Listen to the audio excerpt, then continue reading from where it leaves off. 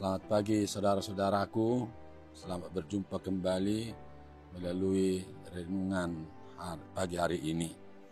Sebelum memulai pekerjaan hari ini, baiklah kita beribadah sejenak untuk pertolongan dan campur tangan Tuhan, agar seluruh yang kita pikirkan dan yang akan kita kerjakan hari ini diberkati oleh Tuhan. Sebelumnya kita bernyanyi.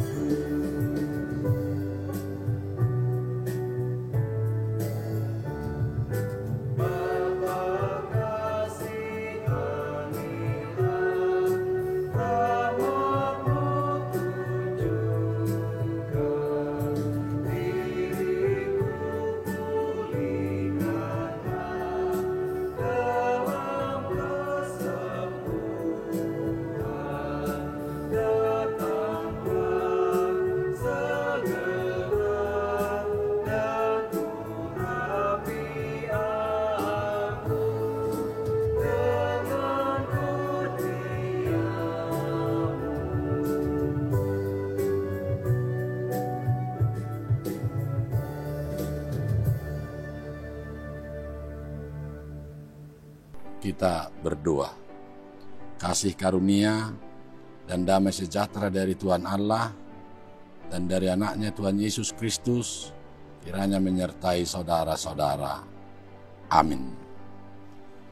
Firman Tuhan hari ini dari Yeremia 14 ayat 7, demikian bunyinya. Sekalipun kesalahan-kesalahan kami bersaksi melawan kami, bertindaklah membela kami, ya Tuhan, oleh karena nama-Mu. Sebab banyak kemurtatan kami telah berdosa kepadamu. Demikian firman Tuhan hari ini. Saudara-saudara yang dikasihi oleh Tuhan Yesus, firman ini menjelaskan kesalahan atau dosa-dosa janganlah disembunyikan, karena semua apa yang kita lakukan Allah melihat dan mengetahui seluruh apa yang kita perbuat yang tidak berkenan di hadapan Tuhan. Ketika Allah marah, bukan hanya manusia yang gemetar dan takut, bahkan alam semesta pun takut. Inilah menurut catatan daripada Alkitab. Ketika kita marah kepada seseorang, hanya kepada orang yang kita marahi itu yang hatinya tersakiti atau tersentuh. Tetapi ketika Allah marah, bukan hanya manusia itu yang gemetar, tetapi berakibat juga terhadap seluruh ciptaan-ciptaan Tuhan yang ada di dunia ini. Kemarahan Allah berdampak kepada ciptaan lainnya, yaitu terjadi masa kekeringan yang panjang yang akan melanda seluruh negeri Israel ketika itu. Orang Israel berbuat kesalahan-kesalahan, tidak mengindahkan perintah-perintah Tuhan, maka Tuhan Allah menghukum umat Israel sehingga tidak mendatangkan hujan. Seluruh negeri itu dilanda oleh kekeringan. Tidak datang hujan, sumur pun kering, tanah menjadi retak dan tandus, dan juga gagal panen. Demikian ternak-ternak juga banyak yang mati karena tidak ada lagi rumput makanannya dan juga tidak mendapat minuman dari tanah itu sendiri.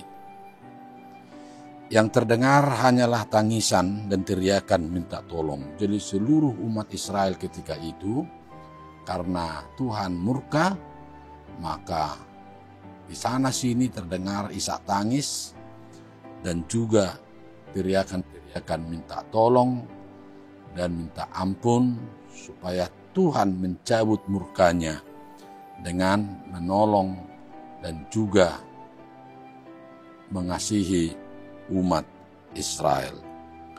Semua itu saudara-saudara akibat ulah dan pemberontakan atau dosa manusia di hadapan Allah. Jadi ketika orang berontak atau berdosa terhadap Allah, maka Tuhan murka.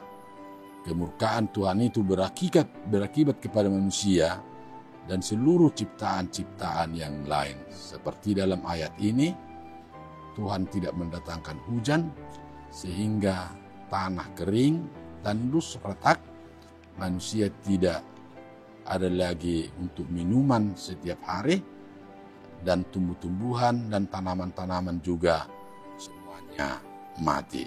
Inilah hukuman yang diperbuat Tuhan ketika seseorang itu diperingatkan untuk bertobat, meninggalkan kelakuannya, namun semakin menjadi-jadi, maka Tuhan Allah itu akan murka atau marah serta menghukum orang yang senantiasa berbuat dosa.